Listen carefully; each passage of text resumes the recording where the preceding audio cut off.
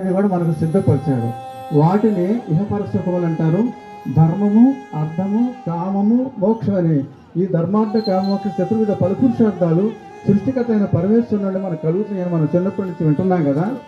అవన్నీ యేసుక్రీస్తునందు మనకు సిద్ధపరిచారు. ఎందుకంటే మనం పొందవలసిన న్యాయార్థమైన శిక్ష తాను భరించి తద్వారా మనకు విమోచనను, నీతిని, పరిశుద్ధను సిద్ధపరిచారు. చివరిగా ఒక మాట ఏంటంటే, అమ్మాయి శారదము చెప్పింది, మా వదిన సంతోషకరమైన స్థితిలో ఉంది అని చెప్పింది కదా. ఆ మాట చూడండి. 1 పేతురు పత్రిక 1వ అధ్యాయము 4వ వచనంలో ఎట్లా ఉంటుంది? అక్షయమైనది సరే, మన ప్రభు యేసుక్రీస్తు తండ్రి నుండి యేసుక్రీస్తు తిరిగి లేచుడు వలన జీవముతో కూడిన నిరీక్షణ మన కలుగునట్లు, అనగా అక్షయమైనది అంటే క్షయము కానిది, నిర్మలమైనది, మలినము లేనిది. ఇక్కడ ఏదైనా చూసిన దాన్ని బట్టి, చిన్న దాన్ని బట్టి మలినమైన భావాలు ఏర్పడుతుంటాయి ఈ ప్రాపంచిక సంబంధమైన విషయాల్లో.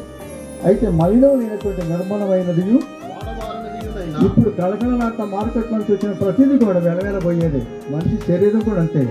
బాల్యం, యవనం, కౌమారం, వృద్ధాప్యం తీసుకెళ్ళి కాటికే కానీ కొరగాదు గవ్వతాయి. అంత వాడిపోయేది. ఏది వాడబారనిదో కలుగునట్లు, జరావాణాలు లేనటువంటి, నాశనరహితమైనటువంటి, ఆనందమైనటువంటి దేవుడు యొక్క సచ్చిదానంద స్వరూపుడు. సచ్చిదానంద స్వరూపుడు అంటే సత్ చిత్ ఆనంద స్వరూపుడు అంటే అర్థం ఏంటంటే, పవిత్రమైనది, శాశ్వతమైనటువంటి ఆనందమును దేవుడు కలిగి ఉన్నాడు. ఆయన ఎవరు కూడా బాధ పెట్టలేరు, బలహీనపరచలేరు, భయపెట్టలేరు.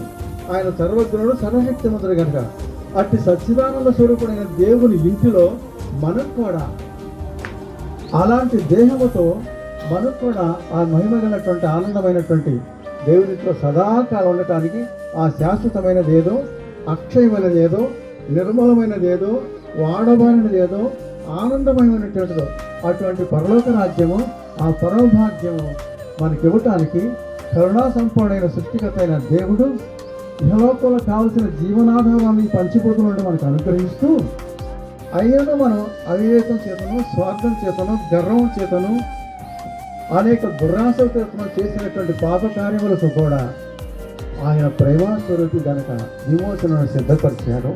ఆ విమోచన ప్రభు అయిన యేసుక్రీస్తునందు ఉన్నది. అది వివరాలు చెప్పడానికి మీకు సమయం లేదు కనుక నేను ముగిస్తున్నాను. అదేంటని వివరంగా నన్ను అడిగిన వివరంగా చెప్తాను, పర్వాలేదు. కానీ ఇప్పుడు సమయం లేదు కాబట్టి ప్రభు అయిన యేసుక్రీస్తునందు మనకు ఇవన్నీ సిద్ధపరచబడినవి. ఇందాక చెప్పాను, ధర్మార్థ కామ మోక్ష చతుర్విధ ఫలపురుషార్థాలని. అవి వాటి వివరాలు మీకు చెప్పండి, నన్ను అడగండి. తర్వాత ఏం చెప్తాను, ఇప్పుడు అని చెప్తాను. కాబట్టి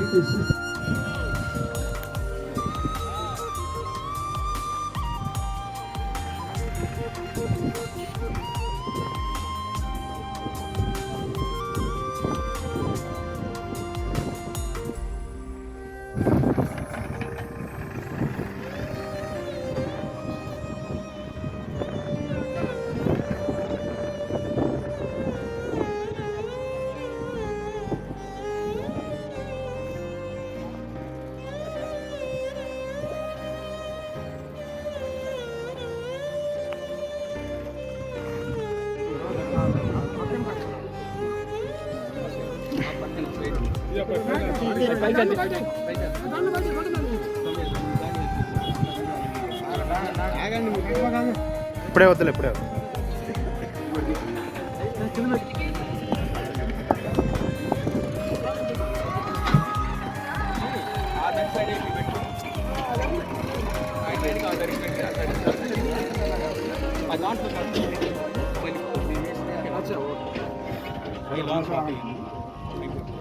వాక్యం చదువుకొని ప్రార్థన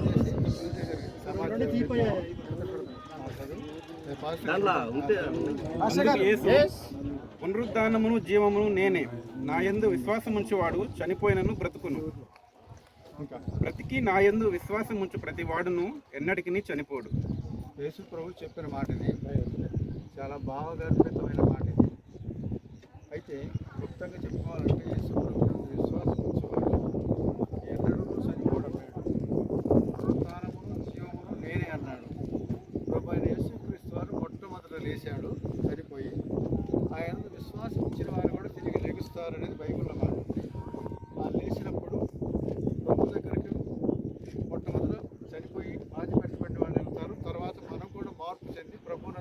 విశ్వాసం ఉంచితే మనం కూడా చేస్తామని బైబిల్లో రాస్తుంది. చనిపోయిన వారిని గురించి ఈ నిరీక్షణ మనకు బైబిల్ గ్రంథంలో ఉన్నది. చనిపోయిన ప్రతి మనిషి, యేసుక్రీస్తునందు విశ్వాసం ఉంచిన ప్రతి మనిషి తిరిగి లెగుస్తాడు. లేచినప్పుడు ఎటువంటి దేహంతో లెగుస్తాడు అనేది కూడా వివరం ఉంది. మొదటి కొరింథీ పత్రిక 15:42 కఠినమైన దేహముతో, ఘనమైన దేహముతో, మహిమగల దేహముతో, ఆత్మ సంబంధమైన దేహముతో, ఆయన రూపమునకు సమరూపమైన రూపంలో తిరిగి లెగుస్తాడని ఉంది. కాబట్టి మనం విచారపడవలసిన అవసరం లేదు. కొంత వియోగాన్ని బట్టి, ఎడబాటును బట్టి విచారం కలిగినప్పటికీ తర్వాత మనం మహిమ దేహంతో మనం కూడా ప్రభువులో ఉంటే అక్కడ ప్రభు సన్నిధిలో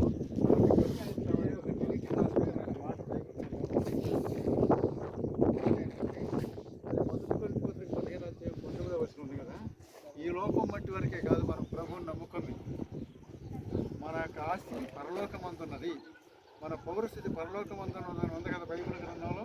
కాబట్టి అక్కడ ఉన్నటువంటి ఔన్నత్యమైనటువంటి స్థానం కొరకే మనం ప్రభువుని నమ్ముకున్నాము.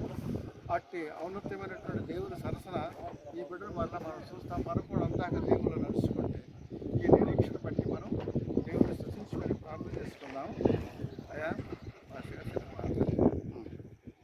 మహాపరిశుద్ధుడా, ప్రేమగల మా తండ్రి, దయగల ప్రభువా, మీ యొక్క ఘనమైన మహోన్నతమైన ఆనవచ్చు వందనాలు తండ్రి. లక్ష్మి గారిని మీరు ప్రేమించి ఎన్ని సంవత్సరాల భూమి మీద ప్రభువా దీర్ఘాయుష్ని ఇచ్చి ప్రభువా మీరు వారిని ప్రేమించి కుటుంబాన్ని ఇచ్చి భర్తను బిడ్డలను ఇచ్చి తన సంతానాన్ని ఇచ్చి ఆశీర్వదించారు. మీకు వందనాలు.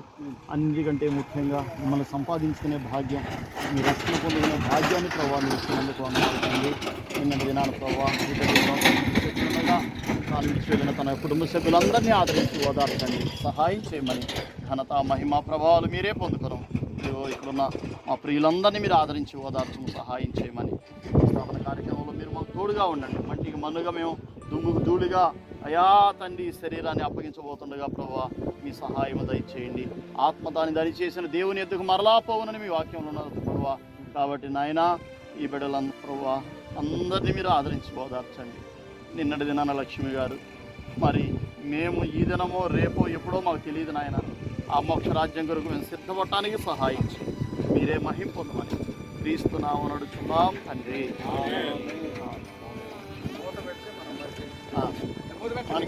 మొదలుపెట్టి కొంచెం మేకులు కొట్టమ్మా భార్య నేను పట్టుకున్నా అక్కడ అరా కొంచెం అంటే రాంబాబా తీసుకో. వదిలేసామా అవి కరెక్ట్గా పెట్టండి, చేలు కూర్చుకోవడానికి బాగుంటుంది.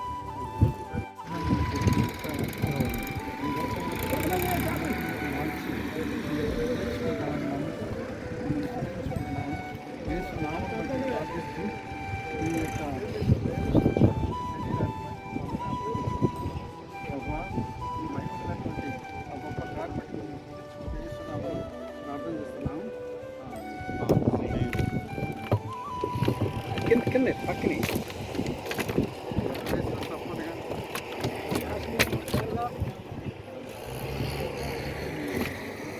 నెలగా వాళ్ళు వేస్తారు.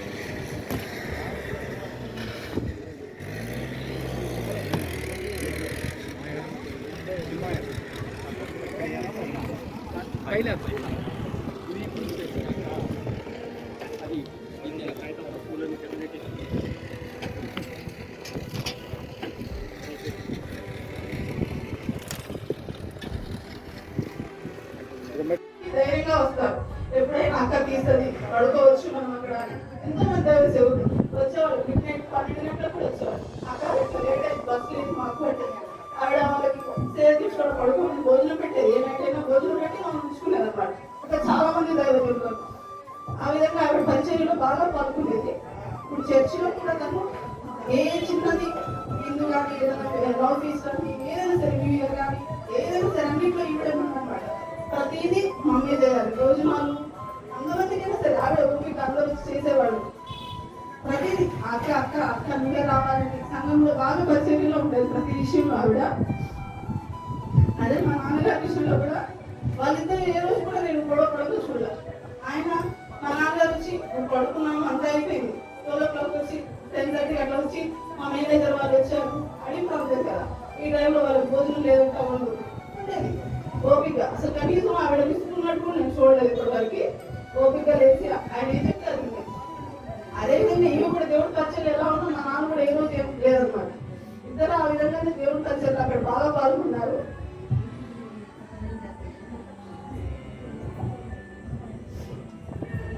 ఆవిడ దేవుడి విషయంలో కొన్ని చూశాను వాక్యాలు ఆవిడవి.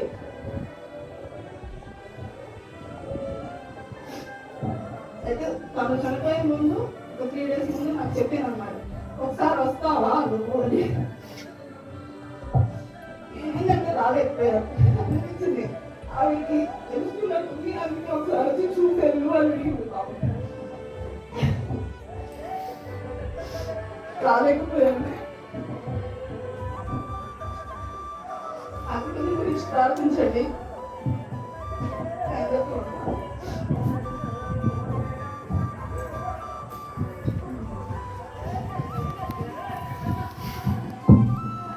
నల్లమల్ల కొండలో ఉన్నప్పుడు మా మేనవాళ్ళ పన్నటి కృష్ణ కొంతమంది సోదరులు ఆ ప్రాంతంలో అనేక ఆటవిక ప్రజల మధ్యలో దేవుని స్వర్తమానం అందించి రాత్రి ఇంటికి వచ్చి విశ్రాంతి తీసుకునేవాళ్ళు. ఏమాత్రం వాళ్ళకి ఆ ఇంటిలో భయం కానీ ఏమన్నా అనుకుంటారని ఏమి చేయకుండా చాలా స్వతంత్రంగా ఆ ఇంట్లో ఉండి దేవుని పనుల్లో సాగుతుండేవాళ్ళు. ఇప్పుడు అమ్మాయి సుహాసిని తన దుఃఖం చేత ఎక్కువ చెప్పలేకపోయినా మొత్తం మీద మంచి విషయాలు వాళ్ళ అమ్మని గురించి చెప్పింది. మరి మీకు ఎంతవరకు అర్థమైందో ఏదైనా దుఃఖంలో మనం అన్నీ వివరించలేము. సమయానికి మనం చెప్పడానికి కూడా మనకు మాటలు అందవు. ఈ సమయంలో అమ్మాయి ప్రవర్తి కొన్ని మాటలు చెప్తుంది.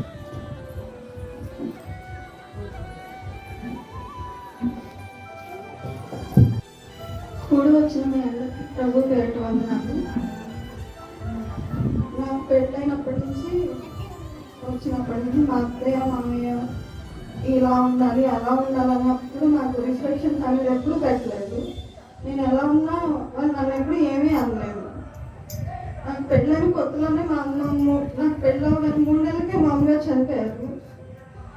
ఇంకో 3 నెలలకు మా నాన్నగారు చనిపోయారు.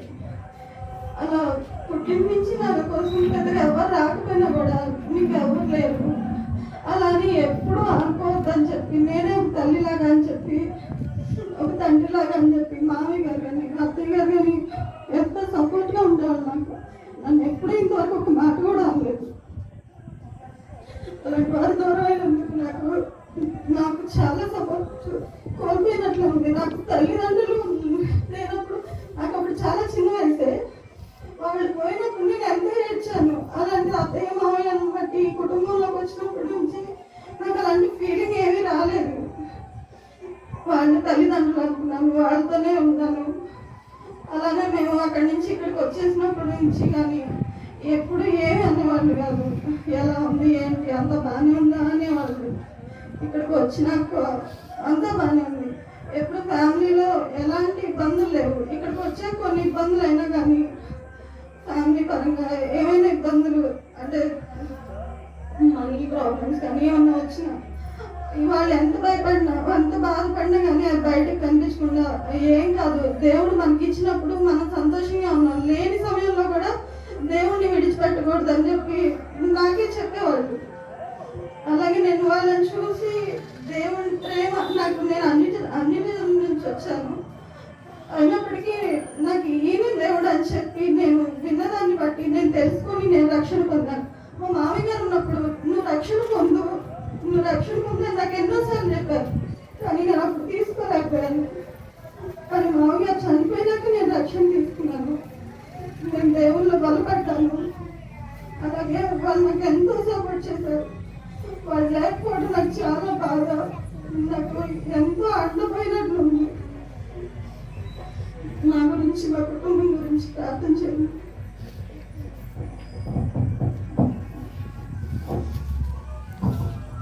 అమ్మాయి లక్ష్మి ఇప్పుడు ఎంతమందికి తల్లిదండ్రులు లేకపోయినా తల్లిగా మన తిరుగుతారు తండ్రిలాగా చాలా ప్రేమతో చూశారు. నాకు కూడా ఆ విషయం తెలుసు.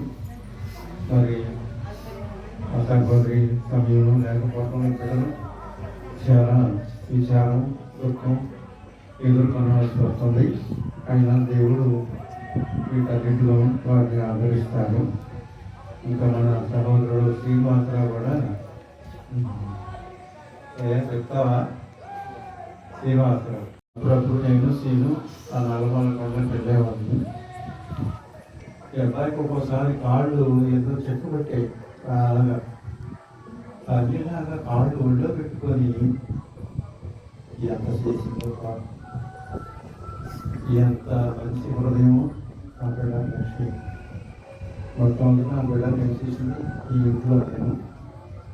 నేను వచ్చి వార్త చెప్తుంటే సోదరు గారు ఇంకొకటి నటులు కానీ అబ్బాయి ఈ సహోదరు లక్ష్మి ఇక్కడ కూర్చొని వెళ్ళాలి.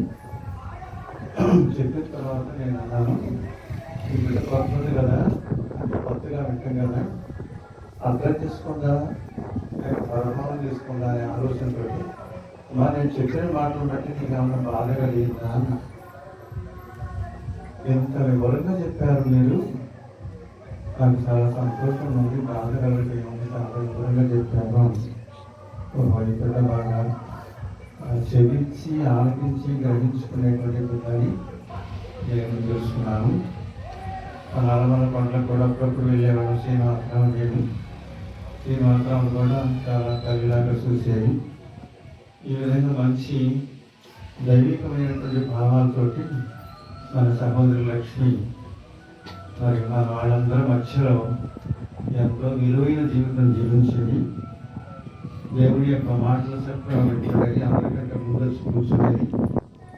నేను వచ్చినప్పుడు ఆ వాక్యం చెప్పి వెళ్ళిపోయేటప్పుడు కనపడకుండా ఇంత బాధపడతాను. కనబట్టి అన్నం తినందే మాత్రం కదలిచ్చేది కాదు. ఇదంతా నేను తినొచ్చినమ్మా ఇంత అధికంగా కూడా ఇక్కడ కూర్చుని దాకా వదిలిపెట్టేది కాదు. చాలా కలుగుతాను. చాలా మరి మంచితనాన్ని మన మధ్యలో వదిలి వెళ్ళింది. అయ్యా మీలో ఎవరైనా దానికి ఏమైనా చెప్పే అవకాశం ఉంటే చెప్పవచ్చు. ఎవరైనా సరే చెప్పుకోవచ్చు. కాలం జీవితంలో ఈ లోకంలో మరి దేవుని సేవకులు అయ్యగారి ద్వారా చక్కటి వాక్యాన్ని మనందరికీ అందించినందుకు అయ్యగారికి హృదయపూర్వక ధన్యవాదాలు తెలుపుకుంటున్నాను. అలాగే మరి వెలుముక్కల నుంచి వచ్చి చక్కగా దేవుడి మాటలు మరి వినిపించి దేవుడి మాటల ద్వారా ఎంతో భావార్థం ఎంతో భయంకరంగా ఒక వార్నింగ్ ఒక హెచ్చరిక లాంటి పాటల ద్వారా మనకి పాటలు అందించిన సహోదరులందరికీ ధన్యవాదాలు. ఏర్పాట్లు చేశారు. మరి పిలిచిన వెంటనే మీరందరూ ఈ దుఃఖ సమయంలో ముఖ్యంగా మరి లక్ష్మక్కాయి వారి కుమారులు శ్యాము వాడలు స్రవంతి వారికి ఇచ్చిన బిడ్డలు అలాగే శివనారాయణ పద్మావతి గారు అలాగే శ్రీనివాసరావు అనిత వాళ్ళ కుటుంబ సభ్యులు అందరినీ గుర్తు చేసుకొని ఈ సమయంలో మీరందరూ ఎంతో సమయాన్ని మీ విలువైన సమయాన్ని ఇచ్చి మీరందరూ ఇక్కడికి వచ్చినందుకు కూడా పేరుపోయిన మీ అందరికీ ధన్యవాదాలు తెలుపుకుంటున్నాం. అలాగే మరి దుఃఖంలో ఉన్న ఈ కుటుంబాల గురించి కూడా మీరందరూ మీ అందరూ ప్రార్థనలో గుర్తు చేసుకొని వాళ్ళందరి గురించి ప్రార్థన చేయాలని మనం చేసుకుంటున్నాను. అలాగే మరి జస్ట్ భోజనాలు వచ్చేసి భోజనం చేసి వెళ్ళాలని మనం చేసుకుంటున్నాను. Thank you very much.